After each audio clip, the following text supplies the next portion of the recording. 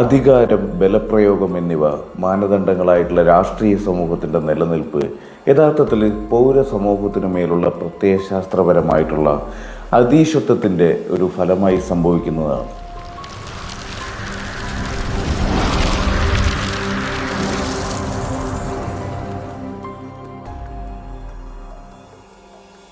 പൊതുസമ്മതി, പ്രേരണാശക്തി എന്നിവകളിലൂടെയാണ് പൗരസമൂഹത്തിൽ പ്രത്യയശാസ്ത്രപരമായിട്ടുള്ള മേൽക്കോയ്മ സാധ്യമാക്കുക എന്നുള്ളത്. ഹെജിമണിയെ സംബന്ധിച്ച ഉൾക്കാഴ്ചയുള്ള മാർക്സിസ്റ്റ് അതേപോലെ തന്നെ ലെനിനിസ്റ്റ് വിശകലനം സാധ്യമാക്കിയിട്ടുള്ള തൊഴിലാളി വർഗ വിപ്ലവകാരിയും സൈദ്ധാന്തികനും ഇറ്റാലിയൻ കമ്മ്യൂണിസ്റ്റ് പാർട്ടി സെക്രട്ടറിയുമായിരുന്നു ആന്റോണിയോ ഗ്രാംഷി എന്ന് പറയുന്ന ആൾ. പ്രസംഗങ്ങൾക്ക് പ്രസ്തുത രാഷ്ട്രീയ പ്രക്രിയയിൽ തന്നെ വളരെയധികം സുപ്രധാനമായിട്ടുള്ളൊരു പങ്ക് വഹിക്കാനുണ്ട് എന്നുള്ളതാണ്. കർഷക തൊഴിലാളി പ്രസ്ഥാനം അതേപോലെ തന്നെ ദേശീയ സ്വാതന്ത്ര്യ സമര പോരാട്ടത്തിനും കമ്മ്യൂണിസ്റ്റ് പാർട്ടിക്കും സംഭാവന ചെയ്തിട്ടുള്ള ഒരു വർഗഭാവുകത്തിൻ്റെ ഉജ്ജ്വല പ്രതീകം എന്ന് വേണം സഖാവ് VSൻ്റെ പ്രസംഗങ്ങൾ എന്നുള്ളത് ആ നിലയിൽ സവിശേഷമായിട്ടുള്ള പഠനങ്ങൾ അർഹിക്കുന്നുണ്ട് എന്നുള്ളതാണ്. സർ CPയുടെ രാജവാഴ്ച അതേപോലെ തന്നെ ക്രൂരമായിട്ടുള്ള രാജഭരണം എന്നിവയ്ക്ക് എതിരായിട്ട് 1940 അന്ന് കുട്ടനാട്ടിലെ സർവ്വസാധാരണക്കാരായിട്ടുള്ള കർഷക തൊഴിലാളികളെ സംഘടിപ്പിക്കുന്നതിനായിട്ട് ചുമതലപ്പെടുമ്പോൾ സഖാവ് VSന് ഏതാണ്ട് 18 വയസ്സാണ് പ്രായം. പ്രാദേശിക ഭാഷാ പ്രയോഗങ്ങളുടെ ജനാധിപത്യവൽക്കരണ പ്രക്രിയ എങ്ങനെയാണ് സംഭവിക്കുക എന്നതിൻ്റെ സംസാരിക്കുന്ന ഉദാഹരണം കൂടിയാണ് VS എന്ന് പറയുന്നത്. കുട്ടനാട്ടിലെ കർഷക തൊഴിലാളികളുടെ തനത് ഭാഷാ ശൈലികളിൽ അദ്ദേഹത്തിൻ്റെ ഒരു പദസമ്പത്തും അതിൻ്റെ ചടുലവും സ്വാഭാവികവുമായിട്ടുള്ള വിനിമയങ്ങളും എല്ലാം തന്നെ അവിടെ രൂപം കൊണ്ടു എന്നുള്ളതാണ്. ചൂഷണരഹിതമായിട്ടുള്ള ഒരു സാമൂഹിക ക്രമത്തിന് വേണ്ടിയിട്ടുള്ള വർഗബോധത്തിൻ്റെ രാഷ്ട്രീയ ദിശയിൽ അടിച്ചമർത്തപ്പെട്ടിട്ടുള്ള അതിജീവന സമരങ്ങൾക്ക് അദ്ദേഹത്തിൻ്റെ നിഘണ്ടുവിൽ മാനക ഭാഷയുടെ ഒരു ഭംഗി തേടൽ ഉണ്ടായിരുന്നില്ല എന്നുള്ളതാണ്.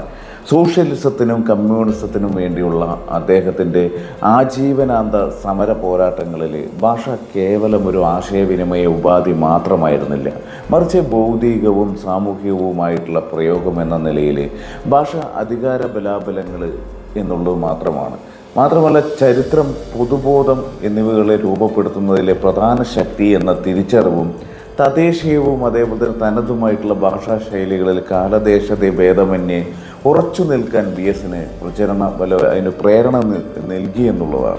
VSൻ്റെ മലയാളവും അതിൻ്റെ ഒരു പ്രയോഗ രീതിയും എന്ന് പറയുന്നത് മലയാള ഭാഷാശാസ്ത്രത്തിന് അതിൻ്റെ വസ്തുനിഷ്ഠവും സമഗ്രവുമായിട്ടുള്ള ഒരു അപഗ്രഥന പഠനങ്ങൾക്ക് പുതിയൊരു ദിശാബോധം പകരുന്ന തരത്തിലുള്ളതാണ്. മാത്രമല്ല ഭാഷാ പ്രയോഗത്തിൽ തന്നെ ശരീരം ഒരു ഉപാധി എന്ന നിലയിൽ ചെലുത്തുന്ന പങ്ക് എന്നതിൻ്റെ ഒരു ദൃശ്യാവിഷ്കാരം തന്നെ കൂടിയാണ് VSൻ്റെ പല പ്രസംഗാവിഷ്കാരങ്ങൾ എന്നുള്ളത് നമുക്കറിയാം.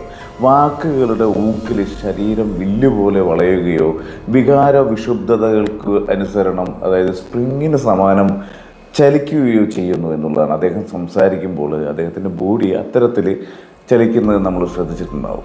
എന്നാൽ ശരീര രൂപഘടനയിലേക്ക് വിവിധ അളവുകളിൽ പ്രവഹിക്കുന്ന വൈദ്യുത പ്രവാഹങ്ങൾ ഒരളവിലും വാക്കുകളുടെ കൃത്യത, വ്യക്തത എന്നിവകളെ ദുർബലപ്പെടുത്തുന്നില്ല എന്നത് വിഷയങ്ങൾക്കുമേലുള്ള ആഴമേറിയിട്ടുള്ള അവഗാഹവും അറിവും പഠനവുമല്ലാതെ മറ്റൊന്നല്ല എന്നുള്ളതും ഈ നിലയിൽ വിഭിന്നമായിട്ടുള്ള പ്രകടനത്തിലൂടെയാണ് ഭാഷയുടെ ഒരു വ്യവസ്ഥയും VS മാറ്റങ്ങൾ സൃഷ്ടിക്കുന്നു എന്നുള്ളതാണ്. പദതലം, അർത്ഥതലം, ഉച്ചാരണം എന്നിവകളെ അടിസ്ഥാനപ്പെടുത്തുന്ന ഭാഷാ വിശകലനങ്ങളിൽ മലയാളത്തിലെ VSൻ്റെ മലയാളം എന്ന് പറയുന്നത് തനതായിട്ടുള്ള ഒരു ഭാഷാ വഴി കണ്ടെത്തിയിട്ടുണ്ട് എന്നുള്ളതാണ്. മാത്രമല്ല ശുദ്ധമായിട്ടുള്ള മാനക ഭാഷാ സങ്കല്പനങ്ങളിൽ നിന്നും ബോധപൂർവം വ്യതിചലിച്ച് തദ്ദേശീയമായിട്ടുള്ള ഭാവുകത്വങ്ങളിൽ സർഗാത്മകത അത് സാധ്യമാക്കാൻ അത് പരിശീലനവും ധൈര്യവും പകർന്ന് നൽകുന്നു എന്നുള്ളതാണ്.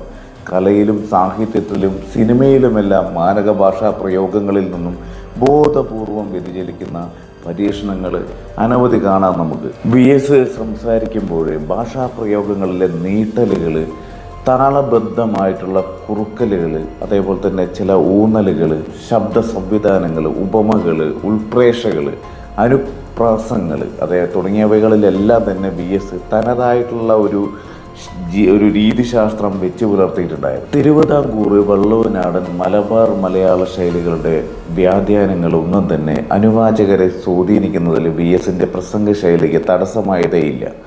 ആശയം ബഹുജനങ്ങളിലേക്ക് എത്തിക്കുന്നതിന് VSൽ രൂപപ്പെട്ടത് സ്വന്തം അനുഭവങ്ങളിൽ നിന്നും ആർജിച്ച തികച്ചും നൈസർഗികമായിട്ടുള്ള നിലകളിലെ വിനിമയ ശൈലിയാണെന്നത് കക്ഷി രാഷ്ട്രീയത്തിനപ്പുറം ആൾക്കൂട്ടങ്ങളെ ആകർഷിക്കുന്നതിനുള്ള അദ്ദേഹത്തിൻ്റെ സിദ്ധി വൈഭവങ്ങളുടെ ഒരു പ്രകാശനമാണ് എന്ന് വേണം വിശേഷിപ്പിക്കാൻ.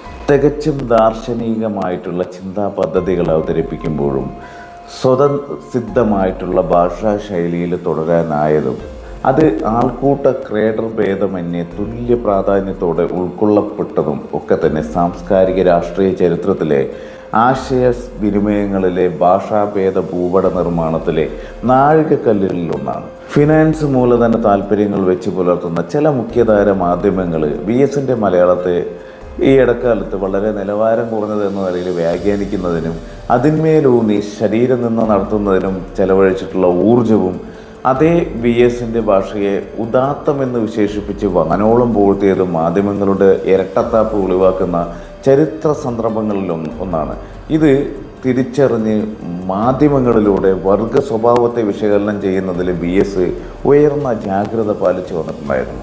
1964 അന്ന് കമ്മ്യൂണിസ്റ്റ് പാർട്ടിയുടെ പിളർപ്പുമായി ബന്ധപ്പെട്ടിട്ട് ദേശീയ കൗൺസിലിൽ നിന്നും ഇറങ്ങിപ്പോയിരുന്ന 32 പേരിൽ അവശേഷിക്കുന്ന അവസാനത്തെ കണ്ണി നിയമസഭാ സാമാജികൻ, അതേപോലെ തന്നെ പ്രതിപക്ഷ നേതാവ്, മുഖ്യമന്ത്രി, പാരിസ്ഥിതിക രാഷ്ട്രീയത്തിൻ്റെ മുന്നണി പോരാളി, ജനകീയ സമര നേതൃത്വം തുടങ്ങിയ നിലകളിൽ എല്ലാം സ്വാധീനമാകുന്നതിൽ, അതായത് അദ്ദേഹം പിൻപറ്റിയിട്ടുള്ള ഒരു പ്രത്യയ ശാസ്ത്രവും അതേപോലെ തന്നെ അതിൻ്റെ പ്രചരണ ഉപാധിയായിട്ടുള്ള ഭാഷ, അതിൻ്റെ ശൈലി എന്നിവ തത്തുല്യമായിട്ടുള്ള പങ്ക് വഹിച്ചിട്ടുണ്ട്.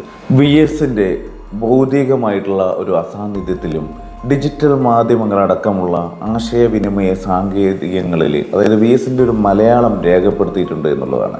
അതുകൊണ്ട് കൂടിയാണ് പ്രായലിംഗഭേദമന്യ തലമുറകൾക്കിപ്പുറവും അതായത് VSന്റെ മലയാളത്തിന് ഒരു സംസ്കാരത്തിൽ തുടർച്ചകൾ ഉണ്ടാകുന്നത് തന്നെ.